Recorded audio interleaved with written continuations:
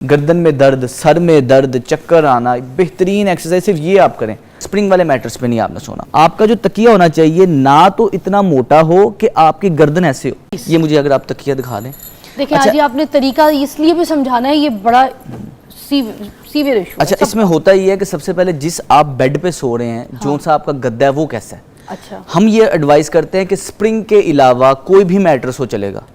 कुछ लोग मेडिकेटेड में हार्ड मैट्रेस पे सो सकते हैं, कुछ लोग सॉफ्ट मैट्रेस पे सो सकते हैं, ये डिपेंड करता है, लेकिन स्प्रिंग वाले मैट्रेस पे नहीं आपने सोना। ठीक है, ठीक है। दूसरे नंबर पे जो आपका तकिया हो, आपने जब करवट की पोजीशन में सोना, ये आपका जो तकिया होना चाहिए ना तो इतना मोटा हो कि आपकी गर्दन ऐसे हो।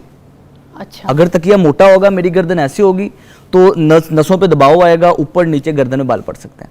ना तो तकिया इतना बारीक हो कि मेरा सर नीचे को ढलके। ये कैसा है? अच्छा, ये नॉर्मल तकिया लेकिन थोड़ा सा बारीक है। अब तकिए को कितनी जगह कवर करनी चाहिए? मेरे कंधे, गर्दन से लेके कंधे तक की जो जगह इतनी तकिए को कवर करनी चाहिए ताकि लेटे हुए मेरी गर्दन ना तो नीचे जाए ना ज्यादा ऊपर जाए, बिल्कुल न्यूट्रल रहे। अब ये वेरी करता है। तो फिर जब हम सीधे होके लेटते हैं, सपोज अब बिल्कुल सीधे लेट गए, हाँ जी, आप एक बार वैसे भी लेट के दिखा दें, क्योंकि फिर वही तकिया हमें बहुत तंग करता है। हाँ बिल्कुल, अगर आप भी इस तरह डेमोस्ट्रेट कर आपको तकिया इस तरह का अगर तकिया आप लेते हैं, नरम तकिया, करवट लेके लेट सकते हैं। अगर इसी पे आपने सीधा लेटना है ना, आपको सीधा लेटने की आदत है, तो उसके अंदर ये है कि आपकी गर्दन आगे की तरफ रहेगी। अब इसके लिए होना ये चाहिए कि आपको एक कुछ वो लेके, टॉवल लेके उसको रोल करके उसका बारीक सा हिस्सा बना देना है। गर्दन के जो इस हिस्से को हमने सपोर्ट देनी होती है। अच्छा, हम तकिए से गलती ये लेते हैं, हम अपने सर को सपोर्ट देते हैं। तकिए का काम सर को सपोर्ट देना नहीं है। अच्छा, सर से जो नीचे वाला हिस्सा, ये जो खम अल्लाह पाक ने रखा हुआ है, इसको सपोर्ट तकिया देगा तो आपके लिए बेहतर है। इसलिए तकिए को ज्यादा ऊपर नहीं रखना चाहिए। अगर आप सीधे लेटे हैं ना, ये शोल्डर जहां से शुरू होते हैं इस जगह पे आपके तकिए को होना चाहिए, ये यानी कि लेटे हुए आपका सर थोड़ा सा ऐसे और तकिए के ऊपर आपका शोल्डर भी थोड़ा होना चाहिए, थोड़ा सा शोल्डर भी होना चाहिए। अच्छा, तो फिर आपके लिए लेटना आसानी रहेगी। हाँ, ये तो तरीका नहीं। लेकिन अगर इसके बगैर लेटेंगे, सुबह उठेंगे सर में दर्द लाजमी होगा, क्योंकि हम शोल्डर से ऊपर की जगह पे तकिया रखते हैं। हाँ, और उसकी वजह से गर्दन में मुसलसल प्रेशर रहता है। हाँ। अब ये ज्यूम करें ना, गर्दन को पीछे से आगे की तरफ धक्का मिलता है जब आप सर के नीचे तकिया रखते हैं। हाँ। हमें थोड़ा सा नीचे वाले हिस्से को सपोर्ट देना है, क्योंकि वैसे तो आपका सारा दिन सर आगे रहता है, कोई ऐसा काम ही नहीं है जिसमें आपने ऊपर देखना है। और ये वाला जो आपसे मैंने पूछा था, सीधे हाथ पे जो लेटते हैं, ये जो कंधे की पोजीशन है, कंधा ऐसे हल्का सा बोल, हमारे जिस्म को अल्लाह पाक ने इतना मजबूत बनाया हुआ है कि खुद का प्रेशर ले सकता है। घुटने अपने जिस्म का प्रेशर ले सकते हैं, बाजू सारे जिस्म का प्रेशर ले सकता है। अब जब ये वाला मसला होता है तब होता है कि जब खाली करवट लेके लेटने से कुछ भी नहीं होता। अच्छा। लेकिन कई दफा करवट लेके लेटने से हमारा आदत होती है, या हाथ बच्चे के सर के नीचे घुसाया हुआ है, हाँ। या टेढ़े मेरे ज्यादा तकिए के नीचे हाथ इस तरह घुसा लिया, ज्यादातर इसके अंदर वो मसला होगा जो आप बता रही। अच्छा। लेकिन अगर आप सही हाथ, जो सुन्नत तरीका है, आप चेहरे के नीचे हाथ रख के लेटे, उसमें कुछ नहीं होगा। लेकिन जब इधर से ज्यादा नीचे जाएगा या बच्चे के सर के नीचे हाथ जाएगा, तब खराबी, ये वाला मसला खराबी की तरफ आएगा। ये हमेशा कहते हैं कि हम जो है ना एक्सरसाइज से आपको जो है आपके मसले का हल करके बताएंगे, ना कि दवाइयों से। एक एक्सरसाइज में पूछना चाहूँगी सबसे पहले, फिर आगे हम चलते हैं।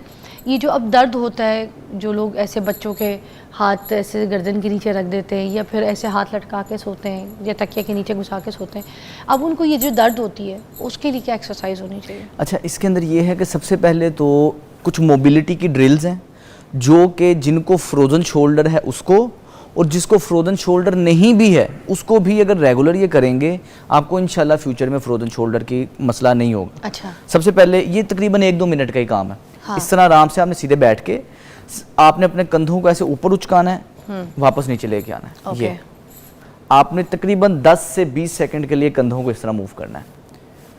इसके बाद नेक्स्ट काम इधर ही आपने कंधों को आगे और पीछे ये लेके आना है। ये वो मूवमेंट है, बिग पेन हियर। हाँ, क्योंकि ये वाली मूवमेंट की नहीं ना हमने, लेकिन आपको अपनी गर्दन सीधी रखनी है। गर्दन अच्छा, आगे रहेगी तो आपको प्रेशर आएगा। ये भी होता है? हाँ जी, ये तो कभी नहीं किया हमने। कंधे इस पोजीशन में मूव करते हैं। सारा दिन हमने एक्टिविटी नहीं की होती तो हमें ये होती है। बिल्कुल लाइट होना चाहिए, पेन बढ़नी नहीं चाहिए। तो पेन तो हो रही है, मुझे भी हो रही है, आज मुझे पता चला मेरी पेन भी है इधर। अच्छा डॉक्टर साहब, इधर हो रही है मुझे, यहाँ से पूरी गर्दन से। ये आपकी गर्दन का पोस्चर आगे क्यों है ना, इसकी वजह से। अच्छा, इसके बाद आपने सर ये दोबारा प्रैक्टिस सही करवाएं दोबारा से। ये जब ये मैं गलतियां कर रही हूँ तो आपका चेहरा सीधा, चिन टक, गर्दन पीछे करनी है। हाँ, चिन ऐसे पीछे करनी है। ओके। चिन पीछे इस तरह करनी है कि फर्ज करना है कि आप किसी के मुंह पे केक लगे हाँ। और उस केक को बचाने के लिए हमने चेहरा इस तरह ओके, किया। ठीक है, तो पीछे ये किया। हमें चिन टक हो गई। अब इस पोजीशन में आप कंधे आगे पीछे करेंगी, अब आपको खिंचाव कम होगा। ओके, ठीक है, लेकिन कंधे पूरे पीछे करके स्क्वीज करने, शोल्डर ब्लेड अच्छा। जुड़ने चाहिए आपस में, फिर आगे फिर पीछे। ओके, ये बहुत अच्छी एक्सरसाइज है। ये इसके बाद आपने सिंगल शोल्डर ऊपर नीचे, हमारी गर्दन के नीचे लिम्फ नोड्स होते हैं, ये डिटॉक्स करने के लिए जिस्म को बड़ी बेहतरीन एक्सरसाइज है। गर्दन में दर्द, सर में दर्द, चक्कर आना, बेहतरीन एक्सरसाइज सिर्फ ये आप करें, गर्दन ऊपर, कंधे ऊपर नीचे ये करें। जब आप ये वर्जिश करेंगे इससे आपकी कंधे की मोबिलिटी बेहतर होगी। इसके बाद हाथ आपने इधर रखने हैं, मैं अगर खड़े होकर आपको दिखा सकूं, हाँ। हाथ इधर रखेंगे, इधर रखने के बाद आपने हाथों को ऐसे आगे फिर पीछे, फिर आगे फिर पीछे, कमर नहीं झुकानी, कमर नहीं झुकानी, मैं कमर मेरे सीधी ख्याल से रहने कमर देनी झुका है, रही है आप आगे को झुक रही हैं, हाँ, खुद सीधा रहना है, ओके। सिर्फ कंधे आगे, कोनियां आगे, ओके, कोनियां पीछे, ये। आप ठीक है। इसके बाद एक हाथ इधर, एक इधर, हाँ, कोनियां दोनों पीछे, फिर आगे, ओके, ये। अच्छा, ये वाली वर्जिश वो है जो आप मुझसे पूछ रही है ना कि हाथ नीचे रख के दर्द होती है तो क्या किया हाँ। जाए। ये बड़ी बेहतरीन वर्जिश है। एक हाथ कमर, सर पे, एक कमर पे, कोनियां पीछे आगे। 1 मिनट के लिए आप ये करेंगी। ये कितने कितने 1-1 मिनट के लिए? ये आप 10-10, 20-20 सेकंड के लिए करें। टोटल आपको वर्जिश करते हुए 2 मिनट लगने चाहिए। अब सेम इसको हाथ आप चेंज कर लेंगे, ऊपर ओके। नीचे, ये आगे पीछे। इससे ये है कि आपके सारे शोल्डर के मसल्स बेहतरी की तरफ रहेंगे, गर्दन में खिंचाव होना, अकड़ाव होना। घरेलू खवातीन को जो चाहिए रोजाना ये करके सोएं, ताकि आपको कभी भी कंधे का मसला हो ही ना। सुबह उठते हैं, सर में दर्द होता है, गर्दन में बल पड़ता है, लेकिन ये वो 4-5 वर्जिशें वो हैं जो कि हार्डली 2 मिनट लेंगी, लेकिन आपकी जो दर्दों से आपकी जान छूट जाएगी सर इंशाल्लाह। मज़े की थी। एक अशफाक साहब की कॉल है, मुश्ताक साहब की कॉल है, ठीक है, शामिल करते हैं। अस्सलाम वालेकुम जी मुश्ताक भाई। जी अस्सलाम वालेकुम। वालेकुम सलाम जी, क्या कहेंगे मुश्ताक भाई?